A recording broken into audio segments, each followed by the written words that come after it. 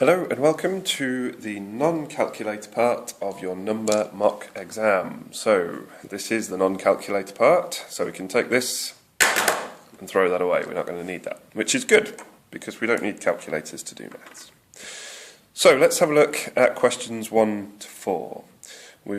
Question 1 asks us to write 2.8 times 10 to the power of 8 as an ordinary number in words. So the first thing that we need to do to help us to do this is to change this from being in standard index form into just an ordinary number. So let's look at this. So we've got, our number is going to start with a 2 and an 8. We know that much. Now what we're looking at is that if we look at this part of the standard index number, we can see it's times 10 to the 8. Now 10 to the power of 8 is obviously quite a large number. It means 10 times 10 times 10 times 10, 8 times. So that's going to give us quite a large number.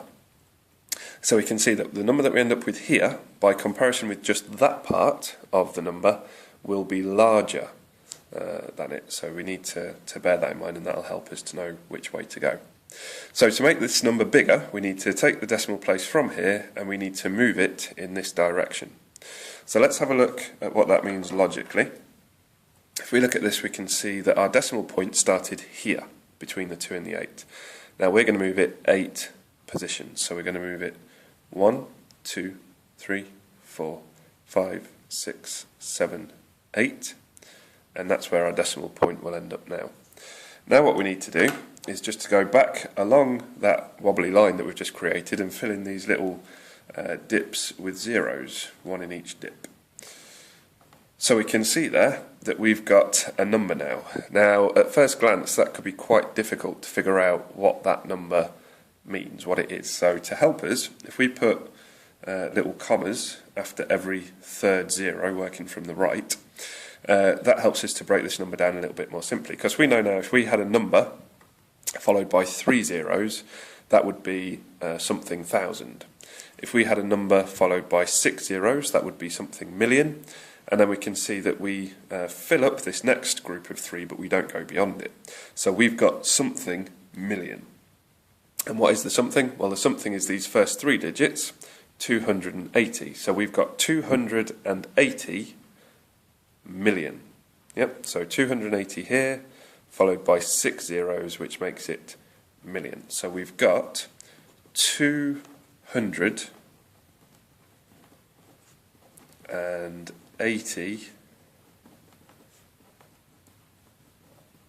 million. So that is the answer to question 1, 280 million. Question 2 asks us to write 0.00004695 in standard form. So what that means is that we're going to move the decimal point and we're going to put it somewhere else in there, but keep the value of the number the same. So what we're going to do is when we write a number in standard index form or standard form, the first part of the number, so going back to question 1, this part of the number is always between 1 and 10. Not 10, but anything between 1 and 10. So what that means is that our number, our standard index number, is going to start with the 4, and then we put the decimal point after that, and then we get 695. 695. So you can see there that this number is between 1 and 10. So we would never have 2 digits here, and we would never have a 0 here. Okay, so we have to. This number has to be below 1, between 1 and 10.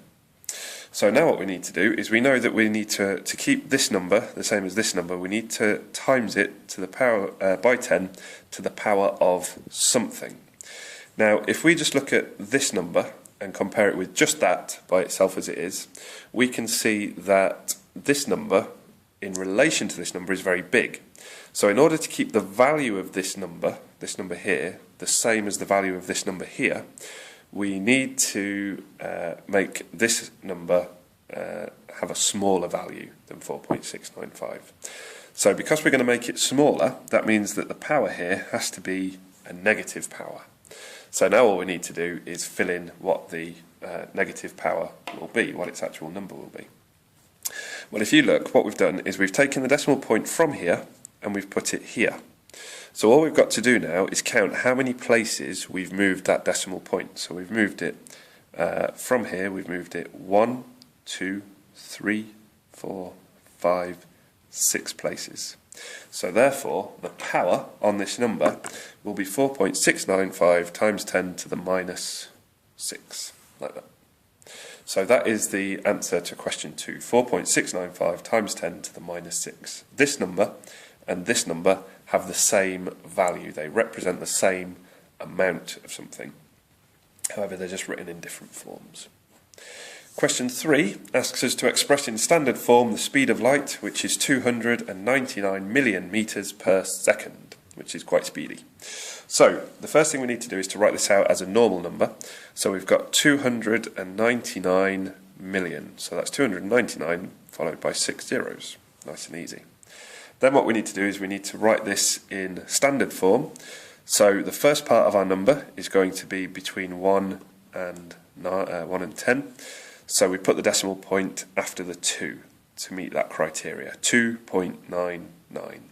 So we'll always have a whole number here that is 1, 2, 3, 4, 5, 6, 7, 8 or 9. It's got to be one of those. Can't be 0, can't be anything above 9. And then we've got to say, well, how many places have we moved this decimal point? We know that to keep this number and this number the same, we need to multiply it by 10 to the power of something. And the question is, what is that something? Again, if we just take that number and compare it to that number, we can see that this number is a lot smaller than that number. So we're going to have to make this number a lot bigger. So therefore, we're going to have a positive power up here. So what we need to do is we need to think, right, we're going to move from the decimal point from where to where? We're going to move it from here. That's where the decimal point is in our original number. And we're going to move it 1, 2, 3, 4, 5, 6, 7, 8 places. So therefore, if we've moved that decimal point 8 places, then this becomes 2.99 times 10 to the 8.